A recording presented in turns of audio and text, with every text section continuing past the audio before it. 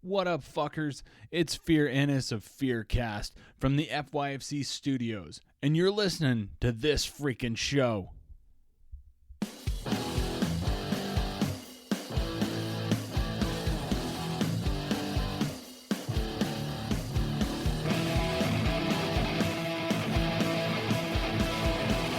and gentlemen, we're back with another episode of this freaking show. The weekly podcast with a little bit of something and a whole lot of nothing.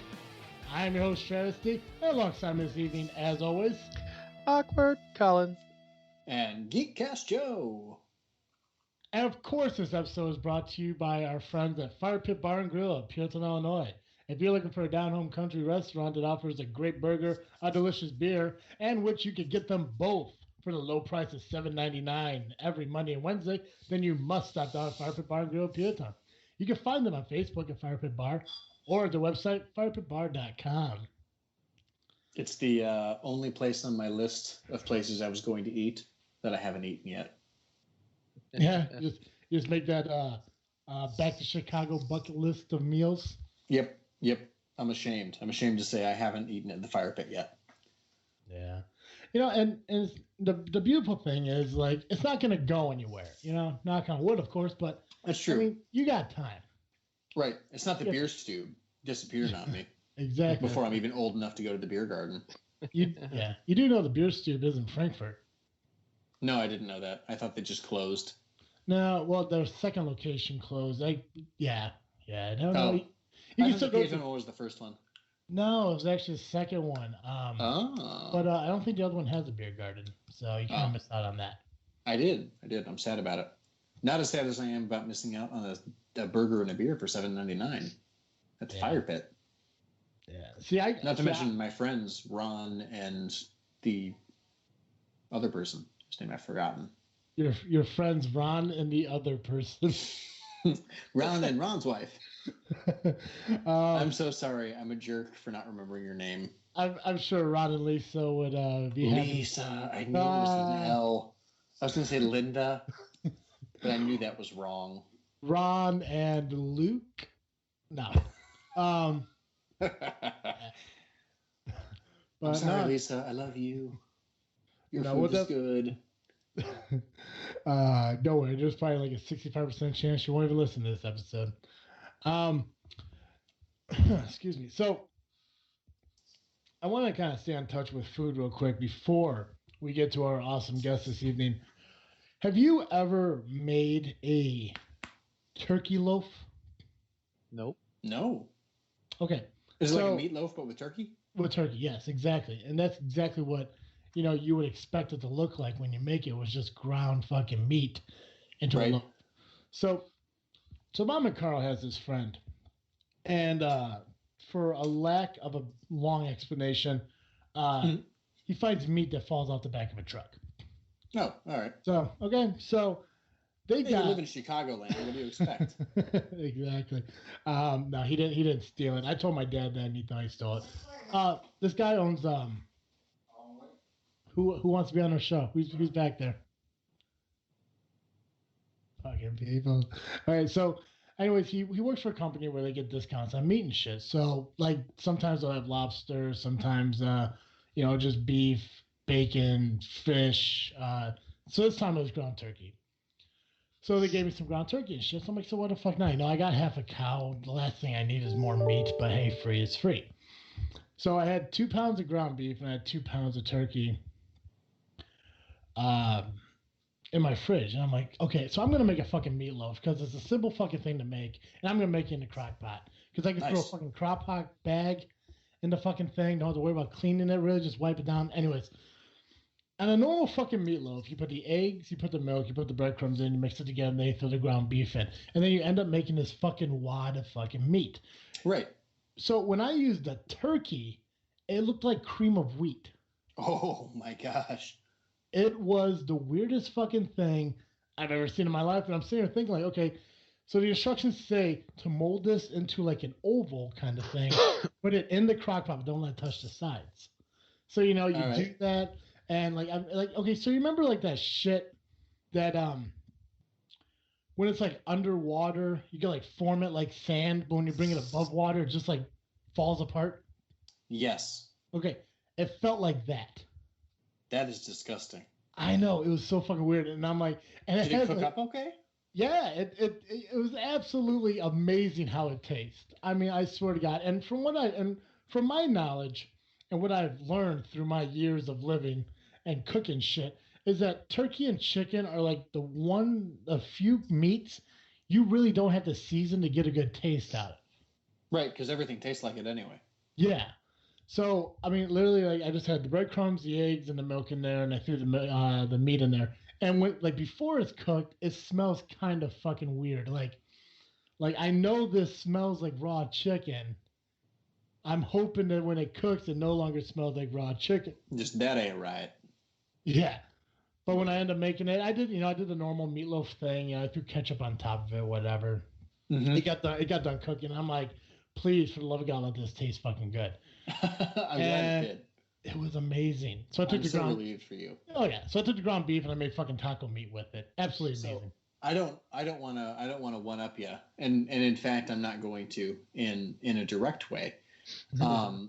I years ago, maybe my second dating anniversary with my now wife, I bought her a cookbook called the Veganomicon, which is like this comprehensive book of vegan recipes. And one of the recipes in this is oat loaf. It's meatloaf, but made with rolled oats instead of meat.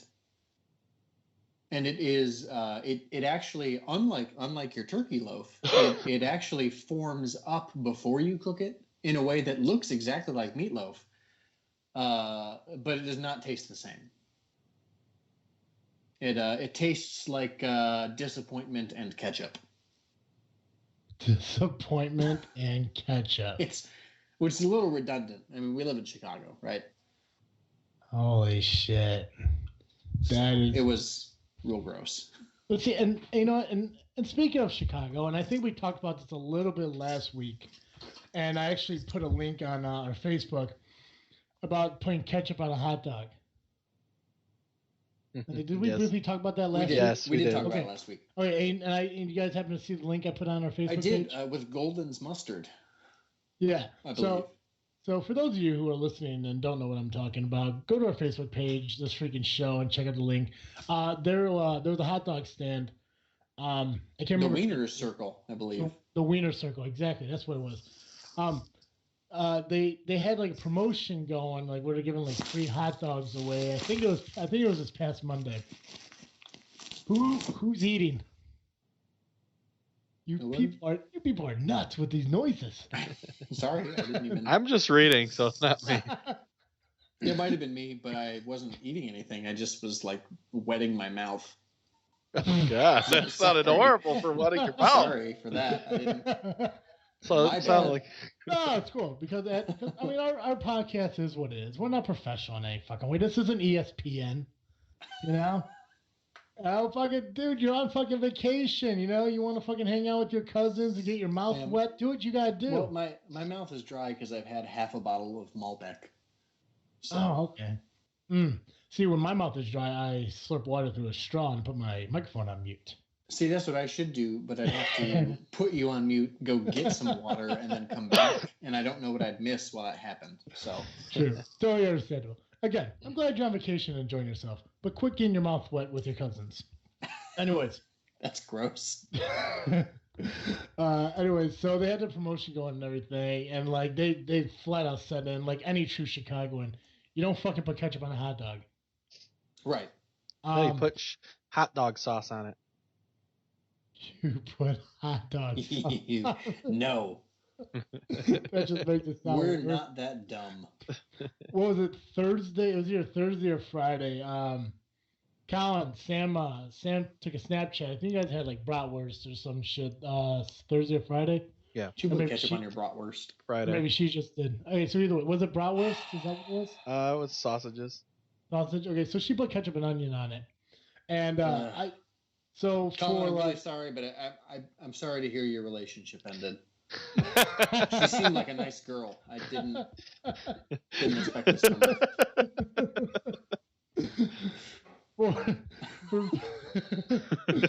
Do you need a hug, buddy? I do. Maybe a new roommate. Sorry, for that's mean. I'm being a little too harsh. So for 15 or 20 minutes, all me and my sister Sherry did was send her fucking bitmojis on Snapchat about how appalled we are about the ketchup that's on this fucking link. Blew my mind. Anyway, so I tell these two stories to tell this story. I don't put ketchup on a hot dog, but I will not eat meatloaf without it. Word. I mean, they literally have nothing to do with each other except for the fact that ketchup is the common denominator. And people behind Joe are backing me up on it. Oh shit! But that was my kind of little intro story to kill some time before our guest comes on and makes this show fun again. That's basically perfect. It's totally perfect. So well, and honestly, like meatloaf and hot dogs are almost the same thing. I mean, in hindsight, if you get a true fucking Chicago dog, which is an all beef hot dog, I mean, really, what's beef and ground beef and a beef hot dog? Beef is beef, you know. It's just beef in a like an intestine casing. Yeah. So I guess if you were to think about it, like if you were to take a hot dog, cut the fucking insides out of it, mash it up, and mold it into like a mega meatloaf, and you throw ketchup on it, could that truly be ketchup on a hot dog? I don't know, but I'm you know what? I'm willing to try it. But I accept your ante, I guess, and I raise you. How about instead of putting ketchup on your meatloaf, put all of the fixings you would normally put on a Chicago hot dog on your meatloaf?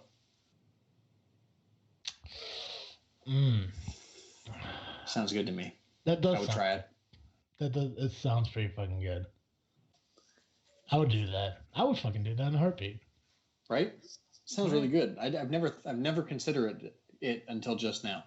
Right? I mean, shit. A lot of that stuff you could cook into, the meatloaf. The celery salt, the peppers, the relish, the tomato, the tomatoes, the fucking pickle, all that shit you could cook right into it and just top it off with some fucking mustard. Right, it'd just be mustard instead of ketchup on top. Right. Right. I mean, I think we're onto something. I think we're onto something here. And if you really wanted to, you could fucking throw that shit on top of a deep dish crust. Oh my god. I mean, you got Chicago rolled up right there in one. The only thing you're missing is a fucking Portillo's cake shake for the side. Right? That's it. Man. Oh man. It. I'm so into this. That's the name of this episode. Deep dish meatloaf. Deep dish meatloaf. I'm gonna write that down so I don't forget it. Well, the Chicago style deep dish meatloaf. There we go. Chicago style deep dish meatloaf. Yeah. Perfect. Then then we're gonna get some ingredients and we'll fucking make a whole recipe out of it and get this freaking cookbook going. Ooh, this freaking cookbook. You can find it on Amazon for $20. Right, as one recipe. There's one recipe. For $19.99. You could buy the digital copy for $5 or the hardcover for $19.99. Literally all it is just a folder with one piece of loose leaf paper in there. Look, I'm willing to perfect this recipe for $19.99. Fuck yeah. One day we'll all get together. We'll fucking hang out. We'll just get drunk and make Chicago style deep dish meatloaf. Right? Fuck yeah. Colin, you in? Sure. I just want to make sure you're still there. I thought we lost you. Wait, just checking. I thought Colin's like, I'm fucking weird, but I'm not that weird. Click. Later, guys. Can't talk. Look, he's just look, this is America. If I want to put ketchup on a hot dog, this is fine. Colin puts onions and cheese on a hot dog. Ooh, onions and cheese. Good call. Yeah. I would also add mustard myself. No, that's disgusting. Colin don't like mustard. That's mustard. Like ketchup. Colin don't like mustard. Colin don't like tomatoes. Onions and cheese. Ketchup is not as good as mustard. And celery salt. Colin would do celery salt on a hot dog. Chicago style deep dish meatloaf. I'm going to spell meatloaf correctly, though. Yeah. The way I just spelled it. That would be the better choice, yeah. What episode are we on, by the way? Season 2, episode 38. 38? Mm-hmm. Does that make this fucking... Is this episode 90? Yes. It is. Wait, did we do 52 episodes last year? We did do 52 episodes last year. Then yes, this is episode 90. We're 10 away from our 100th. Oh, I'm so happy. Ladies.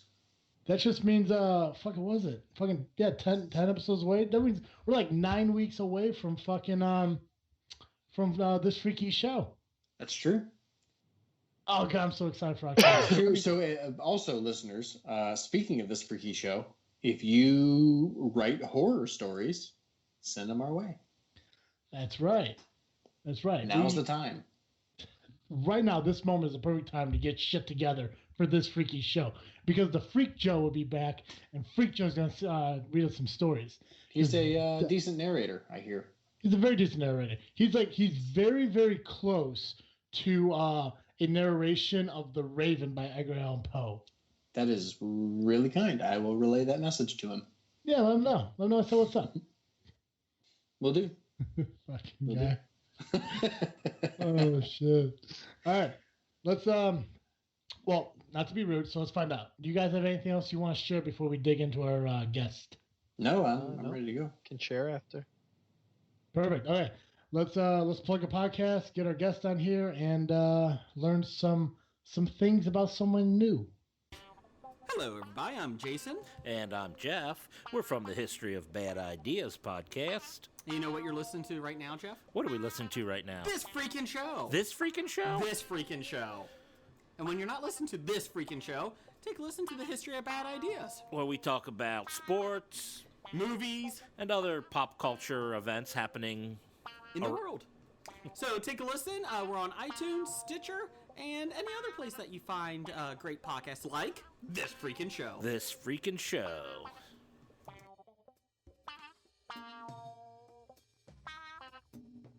All right, ladies and gentlemen, and we are back with our amazing guest for the evening. Jordan, I don't want to do your name wrong. Is it Troche? It's Troche is how you pronounce it. Troche. Yes. You know, and I knew I was gonna get that wrong. I'm like, nobody gets it right. I'm sitting thinking to myself, I'm like, there's no way it's pronounced the way it looks. No. So, okay. Well, is it Italian? No, it's a whole story. Half my family pronounces it one way, half pronounces it another way. Oh, no kidding. I'm Puerto Rican, so I think technically it's Troche is how you're supposed to say it. But my dad says it one way, so we say it that way, type of thing. Gotcha. Mm-hmm. Gotcha. Wow, we are 0 for 2 so far. Well, we can all agree that you are the creator of Fallen Manga Studios. Manga. Yes, sir. See, 0 for 3. I'm done. I can't do it anymore.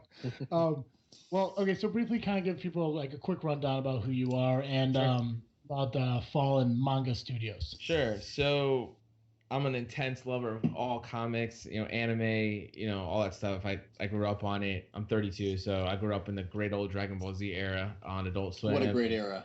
Toonami, all that, Ronin Warrior. So one day I just kind of decided, let me write. I want to see if I can write a story. I can't draw, but I apparently.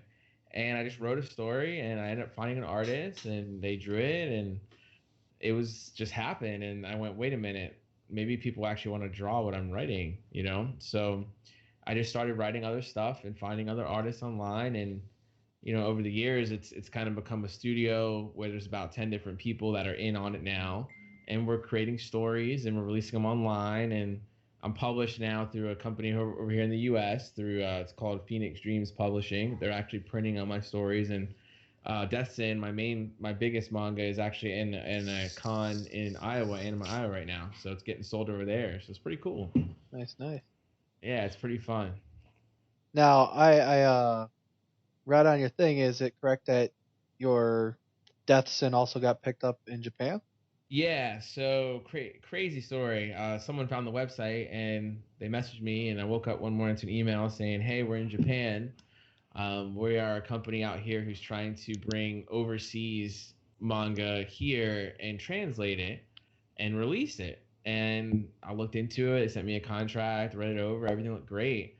The company's called Manga X, and it's been since March being translated. So it's actually either today or the next week or so. It's going to be debuting on their website in Japanese. So I'm geeking out hard. Legit. I am super geeking on that. That's awesome because Yes. normally it's the other way around. So Yes. Well, when I wrote it as like in my mind an anime because that's what I want it to be at one point, at some point.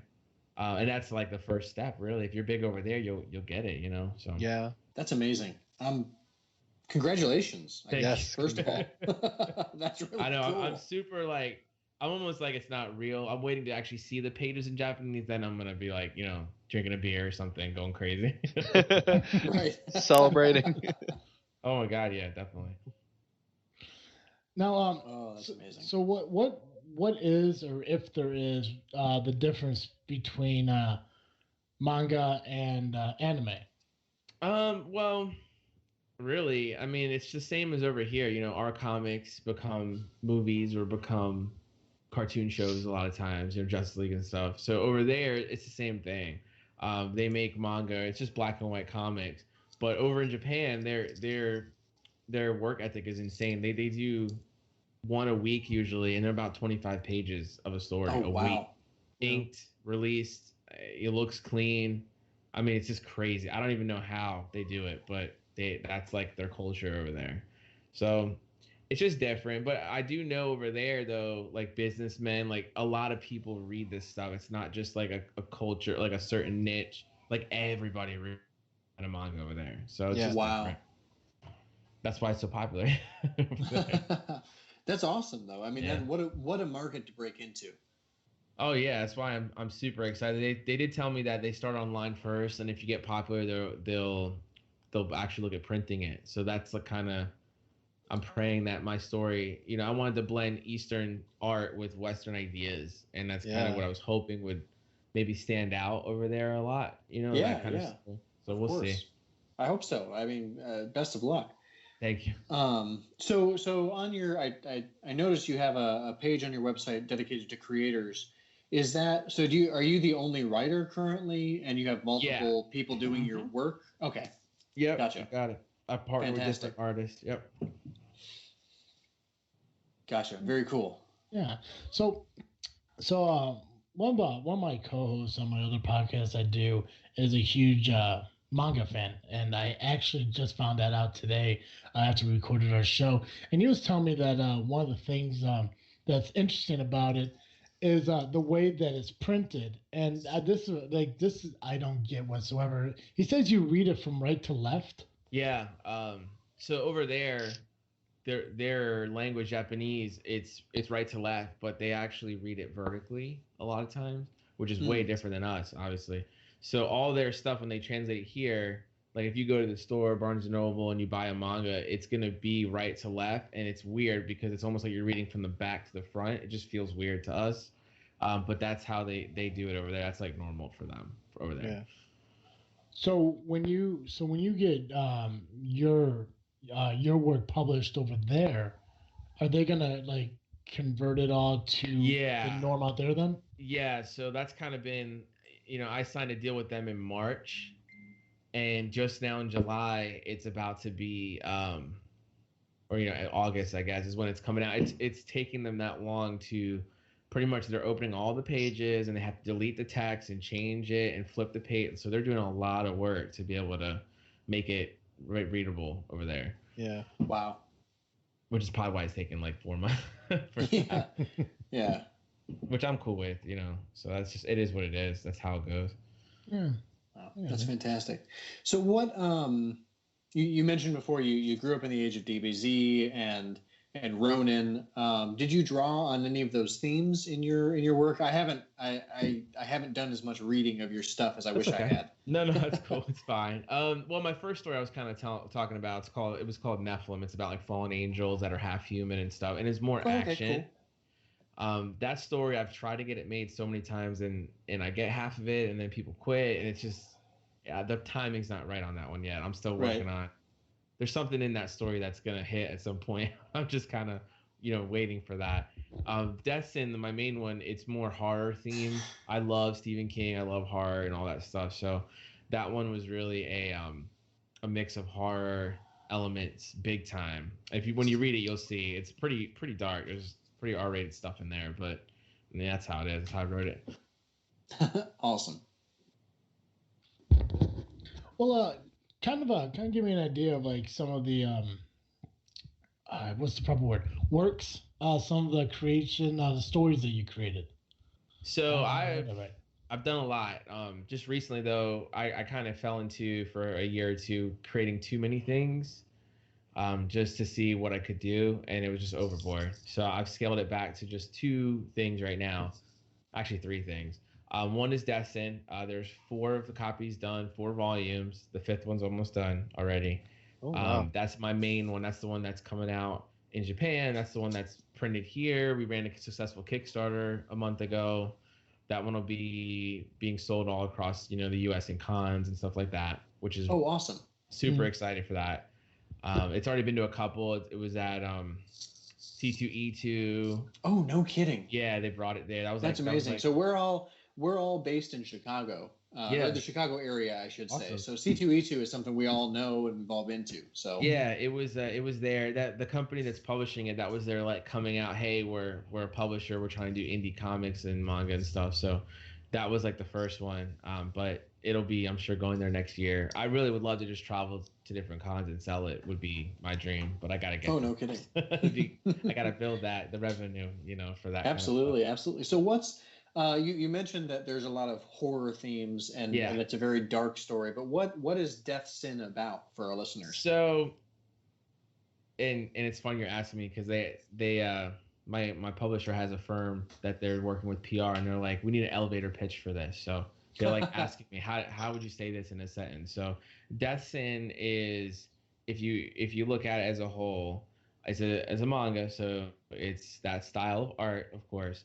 But it's Ghost Rider meets what's called Blue Exorcist, which is an anime. That's a big popular anime, with a dash of like Hellgirl thrown in there. So it's a boy who pretty much is forced to hunt down really bad sinners, murder, the worst stuff ever, pretty much you could think. Awesome. He's awesome. around So it.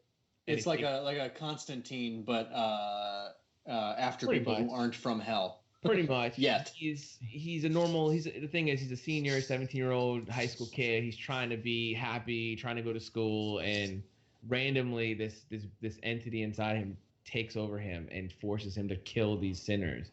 Then it rips their soul out, and then in hell they get tortured by demons that are kind of geared to whatever sin it was, and he has to watch this play out, this torturous, horrible punishment, and then try to go to school the next day.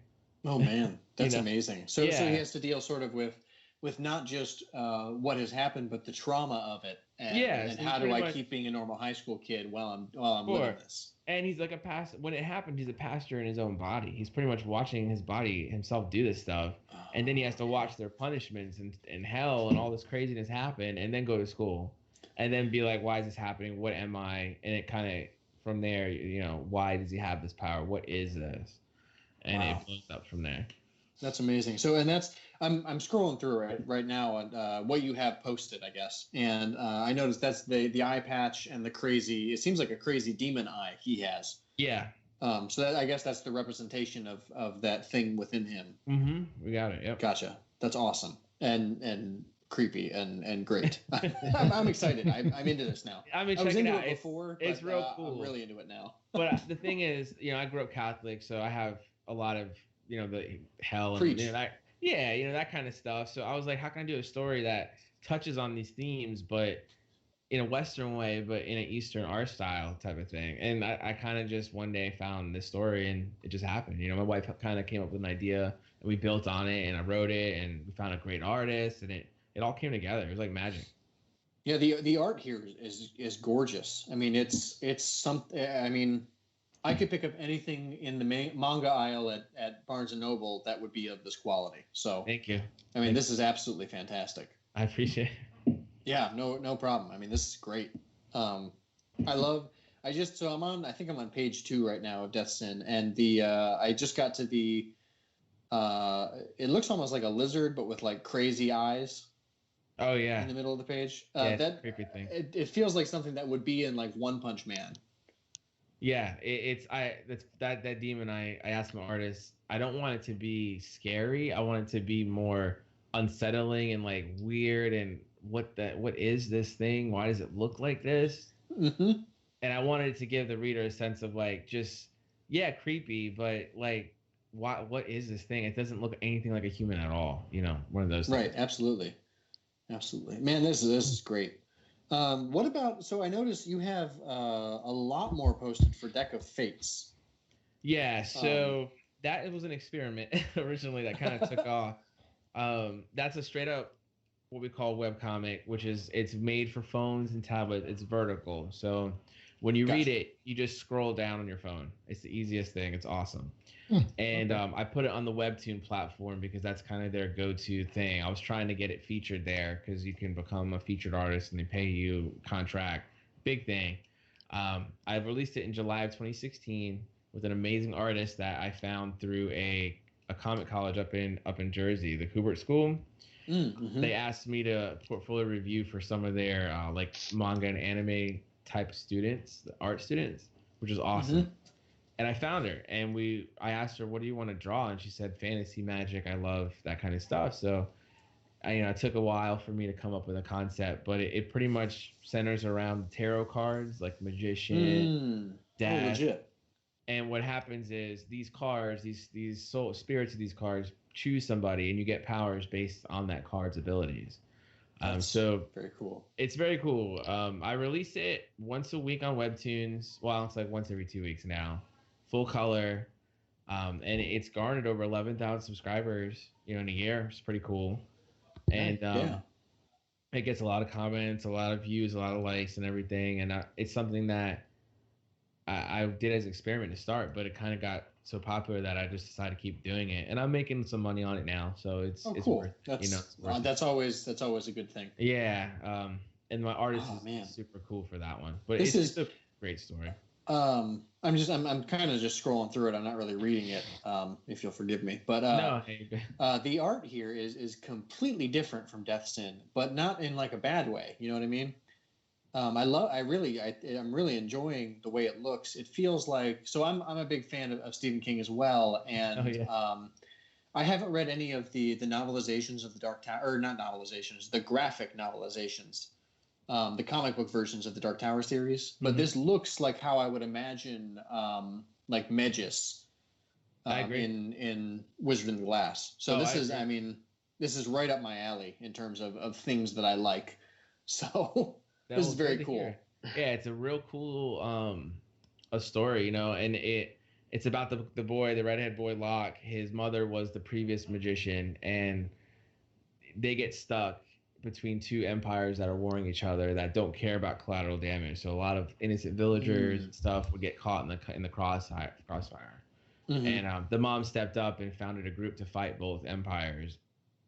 Oh, fantastic! Just to sort of protect the small folk. Yeah, because it was out of control, and she gathered other, I call them arcana, like card, spirit card wielders, and they fought for a long time, and she ended up quitting because she got pregnant. She didn't want her son to be in danger, so she went into hiding, and of course the old life follows them and finds them, and tragedy happens, and the kid gets thrown into the mix, and he becomes a new magician. So it's really neat. Yeah, so I'm going through this too, and it also has it's got like a Final Fantasy feel to the art as well. Oh yeah. So I don't know if that's intentional on the part of the artist or not, but I like that about it too. It feels like Final Fantasy X to me.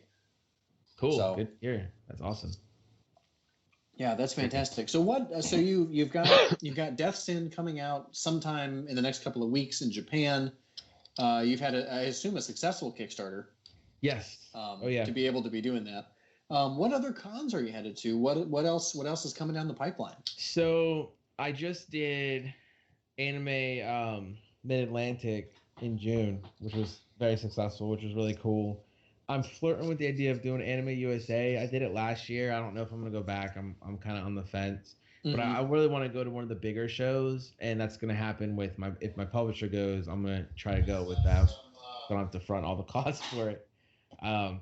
I'd love to do C2E2. That'd be amazing. That's like on my list. I'd love to go to San Diego or New York, but it's kind of naturally. It's up to them, because if they buy all the table space, it's just a flight for me to go out there. Yeah, fair enough. Yeah. Just out of curiosity, not to get too off subject here, but a little brief. How did you feel? Like, I'm not sure if you heard about it, about how San Diego Comic Con wanted to sue. I think they wanted to trademark the idea of a Comic Con. Yeah, How? That's crazy. Yeah, We right. don't I own think that's that. what the court said. yeah. Well, I because mean, that's like crazy. there was some lawsuit they had. Like, I thought it was, what was it, like Denver?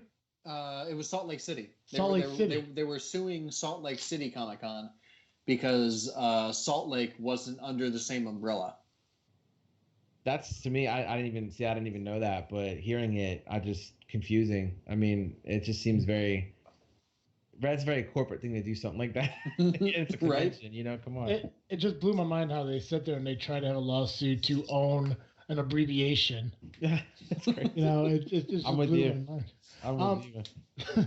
So I'm over here at your creators page. I'm kind of like reading like a little more about everyone here, and I know I'm gonna butcher this name, but Asuma Saratobi. How close Oh, about yeah. that? You're pretty much on point. I mean, you said the Shit. last name right. You said the Yeah. last name right. I'd say, yeah. It's from Naruto. I just look like him, so I cosplayed him to go to the convention. That's the best cosplay is the guy. I look like I got to trim my beard. I'm good to go. People have been Perfect. asking me, "Is that a real beard?" I'm like, yeah, it's a real. It's a real beard. Well, yeah, because on our show, like a couple times, we had a cosplayer who she came on our show like one or two times, and she goes all throughout the Midwest, sometimes out west and everything. She was actually gonna come on the show tonight and be like a guest host because she is huge into manga. Sorry, and I don't know if you ever heard of Super Casey or not. I haven't. I think she was at that convention you just said you were at that mid. Oh, really? Interesting. I think I so. wonder if I met her. My mom might have. Yeah, That's awesome. yeah, but I mean, like she was a huge fan of this, and unfortunately, like scheduling conflicts, she couldn't be in here, which was okay.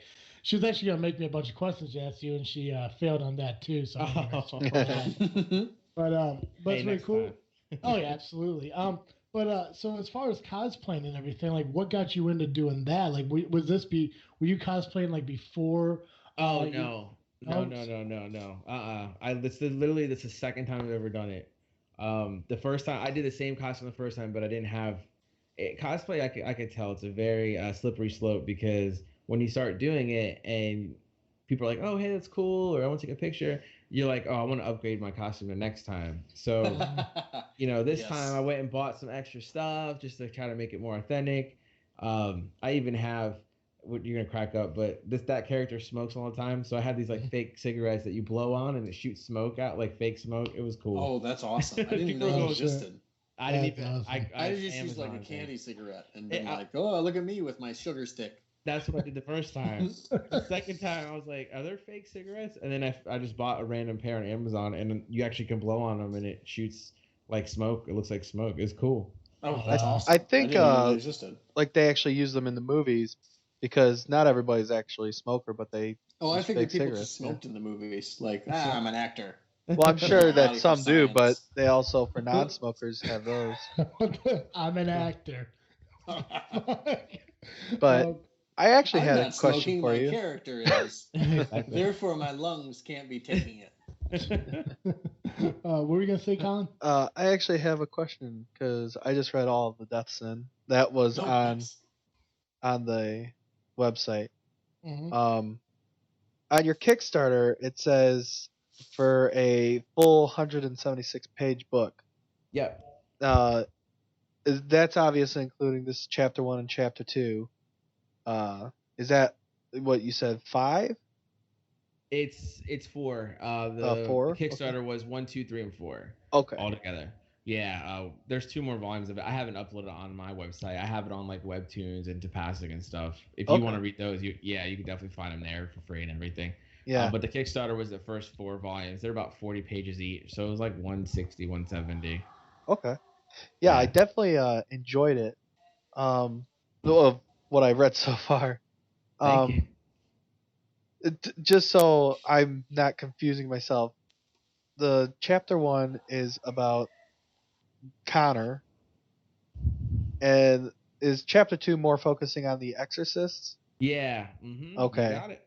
You're good. To Okay, just kind of lost trip. I'm like, he fell on the bed and then it's different stuff happening. So Yeah, the thing with me is like, and I've been accused of it before, but it's just my writing style. I hate filler more than anything in stories and anime. So when I write, my pace is pretty quick because I Okay. want the story to get moving. So yeah, 3 and 4 goes right back to Connor, but I wanted to kind of show there's some other people in this world too that are not cool with people like him. You know, Okay. doing that. Oh, so the exorcist would probably go after Connor. Yeah, they would be the opposite side. Yeah. Okay.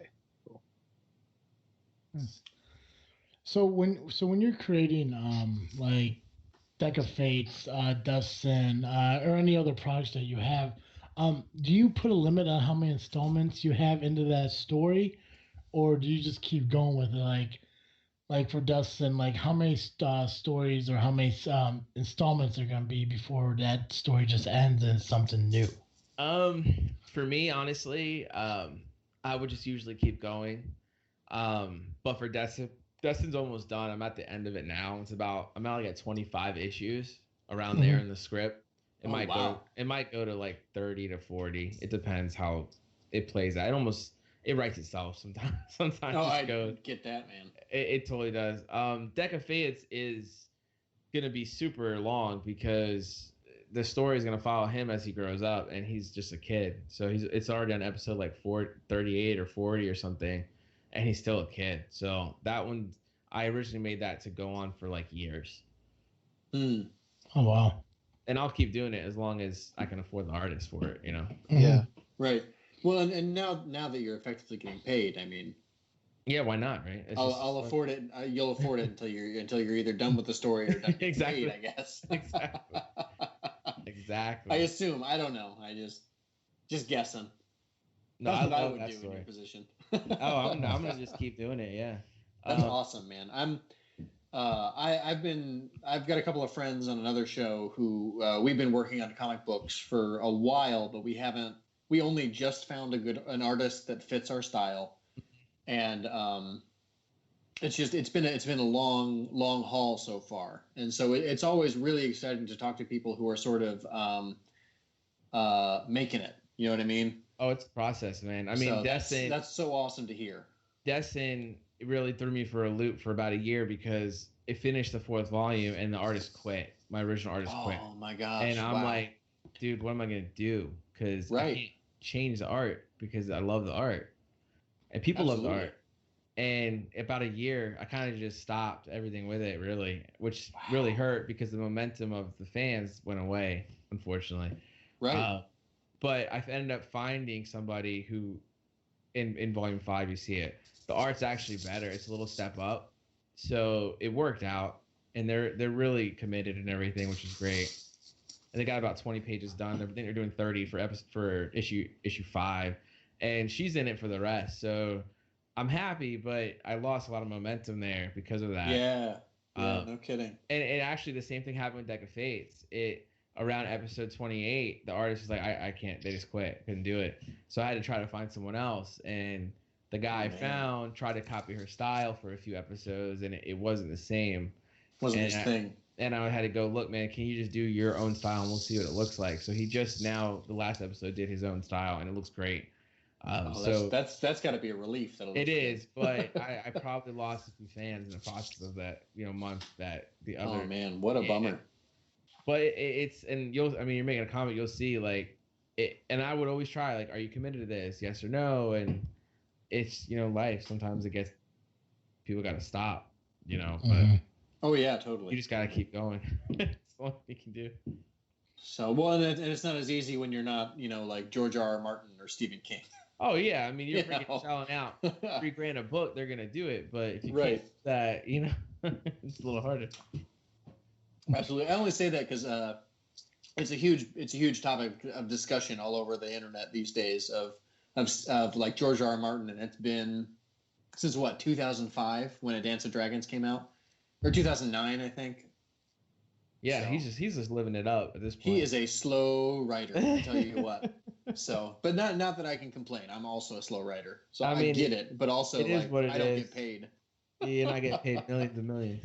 But yeah, so that sucks. But I'm glad you're sticking with it, man. And it's cool to hear that you're able to find artists who are willing to step in and keep putting out quality stuff. So Oh, yeah. that's that you can't ask for more than that. I'm blessed. Oh yeah, with that I got real lucky and real blessed with that. Absolutely. So that's awesome. I'm glad to hear that. So where can our listeners find your stuff? And where can they maybe subscribe somewhere to follow you as you continue to be successful? So social media wise, I'm on Facebook under Fallen Manga Studios. Just if you look it up, you'll see us. We have like over 17,000 likes on there. It's pretty good. That one's doing really good. Wow, 17,000. It's been years. It's been a long time, but it's grown. And then I have Twitter, Instagram. If you just look up Fallen Manga, just all together, you'll find us on there. I try to post every day. But legit. Usually, that's awesome. Usually it's, every 2 to 3 days we'll put some new art up or links, stuff like that. I do have a Patreon page that has some people that's really been a blessing that I'm super surprised that people even pledge for something like that. But it's very it makes me very happy. Fallen Manga Studios, again, on Patreon, you can look that up. For printed copies of the books, you could go to my publisher for that, which is they're phoenixstreampublishing.com. They're about to have my Kickstarter book like available for sale. Okay. So you'll be able to order it, and it'll be, like I said, 176 pages. It's a beautiful copy, manga print size. I mean, it looks fantastic. And of course, you can hit me on the website fallenmangastudios.com. I update that as much as I can. A lot of the con stuff is on there, usually con pictures and stuff like that. Perfect. So, well, I hope you get to make it to C2E2. It'd be great to see you there. If you're interested, I can get you. I don't know if I can get you hooked up with, but I know the people who run Indiana Comic Con. It's much smaller than the Comic Cons, I think. But if you're interested, I might be able to connect you. Yeah, I'll hit you up with that, actually. Yeah. So just get a hold of me. I will. Don't worry. Joe's got the hookups. Good. You always need those networking, right? Absolutely. So, well, I just, it's always cool to talk to somebody, but to be able to meet them in person and shake their hands is something else entirely. Oh, so I've had fans actually at some of these cons come up and say, "Hey, we read Destin on this site," and it was very surreal. It was awesome, but it was just crazy. It blew my mind. Oh, I bet. Dude, I was on a train one time and a guy recognized me from an illustration of my face. Oh my God. And it's never happened before. It may never happen again, but it was like the most amazing thing that's ever happened to me. I get awesome. it. That's awesome. That's legit. That is legit. That's awesome. So sweet, man. I look forward. Best of luck to you. I really look forward to maybe seeing you at a con one of these days. Keep on keeping on, man. This is great stuff. Thank you, but I will. And again, it's inspiration. Anytime someone says that to me, I'm like, all right, I gotta keep doing this. I gotta keep doing it, and I'm just gonna do it until it happens. It'll happen one time. Absolutely. As long as if you quit, it'll never happen, right? Yep. Word. Yeah, that's the only time you lose. There you go. All right. Well, before we say our goodbyes, obviously, we started doing this new segment this season with our guests and everything. It's just called Freaking Curious. And all I'm going to do is just ask you 5 random questions just about anything. And all you got to do is just answer to the best of your ability. Very, very simple. Sweet. Okay. If you could have any car in the world, what would it be? Well, that'd be my dream car. I want to get a black Dodge Challenger, one of the new ones. I love them. Nice. All right, perfect. If you were to have a last meal, what would that meal consist of? Oh, I gotta go with some steak. Perfectly cut and cooked steak with mushrooms. Love it. God bless you. Nice. Dream vacation, anywhere in the world, where would you go? I'm dying to go to Spain. I really got to go see Spain at some point. Really? Is any particular part? I don't anywhere. It doesn't matter. I just want to go. Nice. I've never been out of the country, so it's I gotta do it. Okay. No shit. Me neither. But I mean, that's a choice I made. I feel you. All-time favorite movie. All-time favorite movie. Oh my God, there's so many. Let's see. All right, I'm gonna go with The Matrix, the first one. I love that movie. Ooh. Blew my mind. Good when answer. I saw it. Nice. Yeah, if you could sit down and have one conversation with anybody throughout history, who would it be and why? Throughout history. Mhm.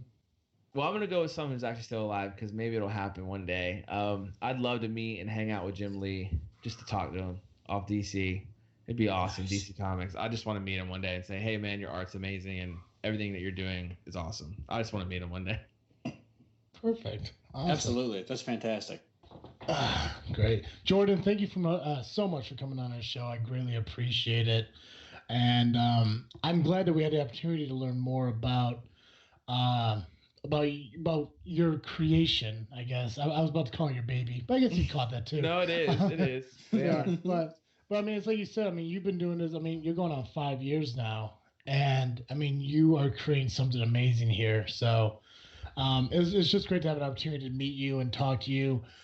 We would definitely love to have you back on again, and hopefully, I can get Super Casey on, and we can kind of have a clash of manga and cosplaying, since you both seem to enjoy both, and we can make it like one big epic show about it. Oh, I'd love that. Just let me know whenever, man. I'm down for that. Perfect. Let's plug a podcast, and when we come back, Colin can do his thing. What up, everybody? It's Razor. This is Fear. And MDI. And we are Fifth Cast, the premier show of the FYFC Podcast Network. We like to talk. Hell, we'll talk about anything. World events and personal stories. Technology and pop culture. And once even, pterodactyl porn. Seriously, that's a thing. Google it. New episodes are available every Friday on iTunes and Stitcher Radio. Also, subscribe to the video podcast on youtube.com/FYFC podcasts. I'm not sure why you were yelling, but that was excellent. Now fuck your face and back to the show. We said normal voice. I know, but I like that one. All right, it is always good to have a guest on like Jordan. Oh What a yeah, good guest. definitely. What a really and I love his product, so I'm into it. Yeah, it's like it's weird because you never think you have this much joy from comic books, but I do. And I don't want to say it's just a comic book because obviously it's manga, but in the broad spectrum of Yeah, but anything, you know. I mean, Yeah. what are the odds of anything making you that happy? right, I mean, like You know, if you're to sit here and tell me a year and a half ago, you know, Travis, eventually you're gonna find fascination in comic books and cosplaying, I'd be like, "Psh, bullshit. And you know Yeah. what? I'm glad that I stand corrected because there's a whole new world out there, and because of podcasting, it's bringing it to light. absolutely. And you know, listeners, if something like this isn't necessarily your realm of comfort, get into it, man. Listen to stuff. Pick up some stuff that we're talking about. I mean, check it out. You know, dip your toes in the water, see if you like it. Yeah. Maybe I you mean, don't, but at least you tried. Yeah, I mean, think about the people we've had on here in the last year and a half, right? I mean, you have Jordan, you have Fallen Manga Studios, you have Zombie with a Shotgun, Rebirth of a Gangster, Absolutely, Casey, Super Casey. Graham, the Z-Pac expert. You know, I mean, Yeah. we've had a plethora of people on here. You again, you know, who I really wish would come back on our show. If you're listening to this, get a hold of me. Ah, man. I'm only a little desperate. I'm just a tiny bit. Seriously, though, guys. I mean, we loved you. We loved your show, your web series. I so know. Come Yeah, on. I thoroughly enjoyed it. Staunch ambition. You know, I mean, like, Staunch. I just got my Kickstarter rewards from that, by the way. did you? Oh my gosh, it's so good. I'm so happy I backed that. Yeah. See, we gotta get these guys back on, and this is something we should look into. Come our 100th episode. You know, Totes my goats. kind You know what I'm of saying? steal what Geek Cast Live did and have every single guest they had on the last year on a brief snippet, because I remember doing that for you guys at like fucking 1 a.m. I miss being on your Yeah. show. I wish I You could should be come your on our show again sometime. You know, you keep saying that and it never fucking happens, but now it can happen because you guys record on Wednesday and I work Wednesday night. That's true. I'm sorry. No, we'll make that work because I'm going to get back on Geek Cast Live whether Do it. fuck GCR likes it or not. Nah, Do it. Call in sick sometime and then be like, guys, I called in sick. You got to have me on your show. Like, hey, listen, I'm not working today just for you. Hey, I know you have an awesome guest, but what if you canceled on them and had me instead? And I would be like, yes, we should do that. He called off of work. He put his livelihood in jeopardy. I did. For us. But no, So I mean, I would back your play. I'd back your play. Perfect. Yeah, but doing the show and everything, we meet such great people, and all those people, listeners, listen, all those people we met, they are listed on our website, thisfreakinshow.com, under our freaking guests. There's a list. Granted, it needs to be updated, and I'm gonna do it. But I mean, there's a list of people and links to all their web pages. You know? Yeah. Fucking Leslie Tom, a country singer, near and dear to my heart. Johnny Tryhard. Nay Entropy. Yeah. Infinite Monkeys. Yeah. M&K Productions from the movie Expecting. Chris Picker, an MMA fighter. Jay Sandlin, the comic creator, founder of Novel Comics, who was just on like a month ago. Yep. So many people on the show, so many more to come. But until we get to that time, let's pit stop here to a great segment that we started this season. And this segment is run by none other than Awkward Colin. Hey, that's me, guys. That's Colin. Yeah. Hey. Well, since we're here, might as well get right into it. Oh, we are here. As you all know, we do a little segment called This Frickin' State of Mind every week, where we go through each state of the U.S. in alphabetical order, name some facts off about that state. Last week we ended on the great state of Pennsylvania. Today we're moving right along to our R's, that great state of Rhode Island. So, it's the most nonsense names, right? Well, there's a I don't know if you know this, and maybe it'll come up in your facts, but there's a place there called Woonsocket. I don't believe it does. Actually, I think it's pronounced Woonsocket, but yeah. We'll have to take a look. Sorry, it's messed up. It bothers me, like a grammar level. Okay, then. Poughkeepsie. Anyway, go on. Sorry. That's all good. Rhode Island is a small state in size in the U.S. It covers an area of 1,214 square miles.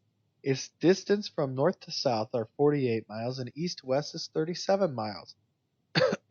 That is a small fucking state. You could lap that a couple times in a day. So there's like cities bigger than that in this country. Yes. Rhode Island was the last of the original 13 colonies to become a state. The Cogswell Tower in Central Falls was the site of an Indian observation point used during King Philip's War of 1676. The tower was built in 1904 as part of the last will and testament of Caroline Cogswell. Rhode Island never ratified the 18th Amendment. Prohibition. Weird. So prohibition wasn't legal in Rhode Island to some extent. I mean, it was because it was the Constitution, but yes. Interesting. Judge Darius Baker imposed the first jail sentence for speeding in an automobile on August 28, 1904 in Newport. It's the most Rhode Island thing I've ever heard. St. Mary's, Rhode Island's oldest Roman Catholic parish, was founded in 1828. The church is best known as the site for the wedding of Jacqueline Bouvier to John Fitzgerald Kennedy in 1953. Oh, nice. Old JFK. Yep. Rhode Island has no county government. It is divided into 39 municipalities, each having its own form of local government. The Flying Horse Carousel is the nation's oldest carousel, and it is located in the resort town of Watch Hill. Ann and Hope was the first discount department store in the U.S. The property was opened in Rhode Island. Yeah.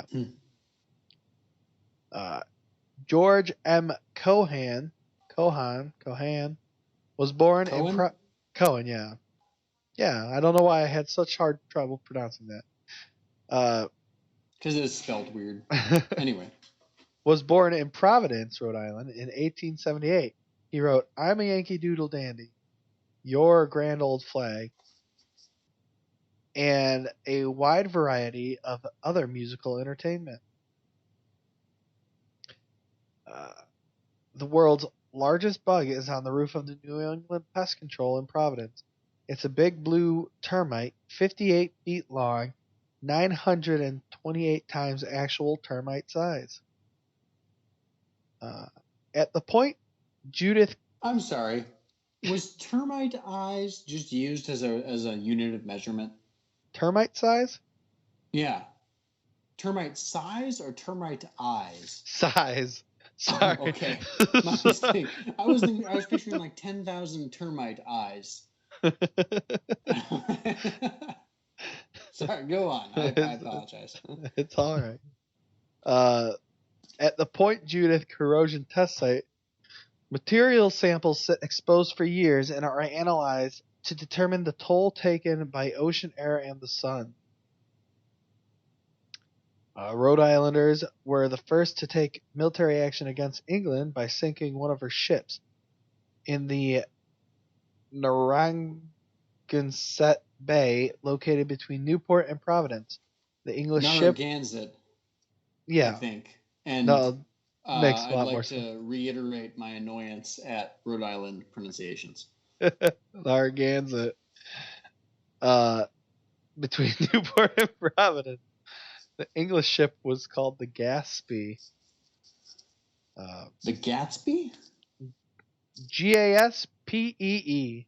Oh, Gatsby. I thought maybe it was after a floating green light. Roger Williams, founder of Rhode Island, established the first practical working model of democracy after he was banished from Plymouth, Massachusetts, because of his extreme views concerning freedom of speech and religion. Nice. Thomas Jefferson and John Adams publicly acknowledged Roger Williams as the originator of the concept and principles reflected in the First Amendment. Among those principles were freedom of religion, freedom of speech, and freedom of public assembly. The era known as the Industrial Revolution started in Rhode Island with the development and construction in 1790 of Samuel Slater's water power cotton mill in Pawtucket. Nice. Though second in command to George Washington, Nathaniel Greene, a Rhode Islander, is acknowledged by many historians as having been the most capable and significant generals of the revolutionary effort. Cornwallis feared Greene and his forces most. Greene ultimately defeated Cornwallis. Standing 11 feet tall and 278 feet above ground, the Independent Man is a gold-covered bronze statue placed atop the State House on December 18th of 1899. A reproduction of the original Liberty Bell is in the entrance hall on the south entrance to the State House. It was donated to the people of the state by the U.S. Treasury Department in 1950 when Harry S. Truman was president. It was about 3.5 feet tall, and the diameter of the bell at its widest part is approximately 3.5 feet. It is such a realistic copy, it even has a crack similar to the original Liberty Bell. Whoa. At Little Compton is home to the grave sites of the first girl born to the colonists in New England. The baby was the daughter of pilgrims John and Priscilla Alden. Built in 1880, Channing Memorial Church was named for William Ellery Channing, a leader in the Unitarian Church and the abolitionist movement. Julie Ward Howe, author of Battle Hymn of the Republic, attended this church. The White Horse Tavern was built in 1673, and it is the oldest operating tavern in the U.S. That's awesome. I need to go there. Right? New England's Road trip. Yep. New England's oldest Masonic temple in Warren was built in the 18th centuries with timbers from the British frigates sunk in Newport Harbor during the Revolutionary War. Oh, that's cool. Nine Men's Misery Monument in Cumberland, Rhode Island, is the oldest known monument to veterans in the U.S. It was erected in memory of the colonists killed in Pierce's fight during King Philip's War in 1676. And to end the great state of Rhode Island, Philham Street in Newport was the first street in the country to use gas-illuminated street lamps. And as I mentioned, that was the last fact for tonight's show. For this show, I should say. And please come back next week and join us for another segment of This Freakin' State of Mind, where we have more interesting facts. Back to you, Travis. Thanks, Colin. Oh, fuck. Colin, what'd you freaking on this week? This week, I'm freaking on this great day that it has been. So, in baseball, I follow pretty much 3 teams. The last one's not so much, but I've been getting more into it. Is the Cubs, the Mariners, and the White Sox. Okay. And today, all 3 of those teams won the game they were in. That's fantastic. I'm Yes. glad to hear that.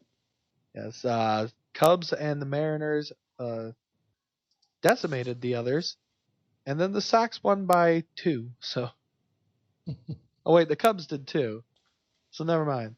The Mariners decimated. It was like 9-1. So. Oh my gosh, that's huge. Yeah. In baseball, I mean. Yeah. Soccer. Freaking huge. Yeah. Huge. It's freaking huge. Nice. Yep. Cool. So, what about you, Joe? What you freaking out? I'm freaking on The Dark Tower. The movie Stephen King's The Dark Tower series is my favorite book series of all time. And the movie comes out this Thursday, which is the day before my birthday. So I'm really excited about that. What a birthday present to me, even if it sucks. Like it might be a really bad movie. I don't know.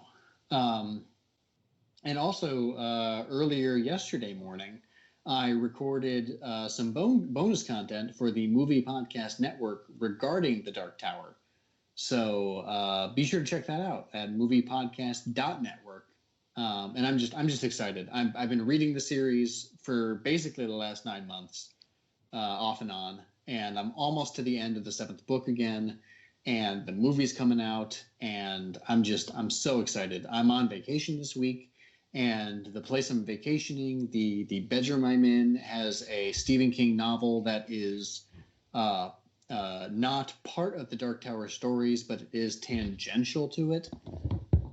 So one of the characters from this book shows up in the Dark Tower story and is one of the most important and influential characters in the story. I don't know. I'm excited. I'm freaking out, man. I'm freaking out. So I'm just pumped. I'm so heckin' pumped. Good. Yeah. Yeah. So Travis, how about you? What are you freaking on this week? Let's see here. Well, I'm really excited for what we have next week for this show, which I will announce here momentarily. But mostly, ever since I started doing this dual podcasting thing, I found myself more and more involved in finding future guests and shit like that, for both this one and hopefully potentially for the future for the other one. So I'm literally spending this week building a guest list for pretty much the rest of this season at least. So that's what I'm going to be working on. Hopefully, knock on wood, we're able to get a guest I'm hoping to come on here soon. I don't want to name any names in case it falls through, but I mean, all our guests are very awesome to begin with. But that's literally what I'm gonna be doing this week. I got work. I work nights normally, and obviously on the weekends I do my yard work and shit. But for the week during the day, I'm just pretty much gonna start building a guest list for this freaking show, and hopefully to get more amazing guests on like we had tonight. So Awesome. That's very exciting news. of course it is. Everything on this show is exciting, man. Everything. I agree with you. Everything. But it's always great when we can get good guests. So yeah, and that's which isn't to say that we've had a bad guest. I can't think of one bad guest we've had. I can't either. No. But what's awesome is, I mean, for everyone who's listening to this and everything, if people want to be a guest on the show, they're more welcome to contact us and say, hey, I want to be on the show. Because, I mean, it's like we said, I mean, we had bands, comic book creators, web series creators, movie directors, producers on the show. Let's we'll take anybody. I mean, we're desperate to let you, the listener, take over whenever you want. Yeah, absolutely. And it's like we encourage you guys. If you have a topic you want us to talk about, hell, bring it on. Tell us. I mean, this is a fan-based show, and who better to base this show on than our fans? Yeah, tell us what you like, and then come on the show and tell our other listeners why it is you like that. Yeah, I mean, we have our own hashtag on Twitter. #FreakinSane. Yeah. Use it. That's true. We do have that. We have that. Yeah. Hey, Joe. Yes. Every week our listeners can catch Geek Cast Joe here on this freaking show. Especially this week, they got Geek Cast Joe and some of his family. But if they need more Geek Cast Joe, where can they go? If you need more Geek Cast Joe, you can head over to the Geek Cast Live podcast at gcl.ninja. You can also find us on Facebook, iTunes, Google Play, and Twitter by searching Geek Cast Live.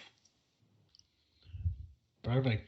Ladies and gentlemen, just so you are aware, next week, Clint from Vengeful Jedi will be here. The Vengeful Jedi from Geek Dig Pod will be here on our show next week. We will be doing another movie remake contest between us. If I remember correctly, I won the last one. Yeah. So that means you, Awkward Colin, and Vengeful Jedi Clint, you guys will get your movie idea or your movie selections from me, and we'll do another like kind of a wrap up, altering whatever the fuck you want to call it, movie remake. We're not going to announce what that is until the show comes along, because we want you guys to find out just as soon as the show arrives. So make sure you tune in for that, and also follow us on social media: Twitter, Instagram, and Facebook, just by searching This Freaking Show, and go to our website, thisfreakinshow.com, where you can contact us about information that you want to share with us as far as requests for the show, guests for the show, and so on and so forth, and also the list of guests that we have had on in the last year and a half, because we are at episode 90, and out of episode 90, we've had such amazing guests. We're hoping for that to continue on. So be part of the show. As always, I am Travesty. I'm Awkward Colin. And I'm Geekcast Joe. Thank you for listening to another episode of This Freaking Show. I'm out.